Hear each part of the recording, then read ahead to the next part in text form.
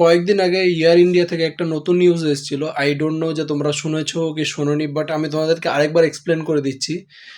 একটা plane 36,000 foot ওপরে ছিল অ্যান্ড হঠাৎ করে 300 ফুট নিচে পড়ে যায়। অ্যান্ড যখন মানে সেই সময় মানে পাইলট যেভাবেই হোক জিনিসটাকে সামলে নেয়, বাট একটা শকিং নিউজ এসছে ওখান থেকে যে যে পাইলট ছিল সে নাকি গাঁজা খেয়ে প্লেন ওড়াচ্ছিল। না ভাই, এটা আমি বলছি না বা এটা কালকে এবিপি নিউজ কভার করেছে, তুমি চাইলে আরেকবার দেখে নাও, আমি ভিডিওটা দিচ্ছি। প্লেন তখন মাঝ আকাশে 36,000 ফুট ওপরে। হঠাৎ এক ধাক্কায় প্রায় 300 ফুট নেমে যায় বিমান। আসন থেকে ছিটকে পড়েন যাত্রীরা। কোনো মতে পরিস্থিতির সামাল দেন কো পাইলট।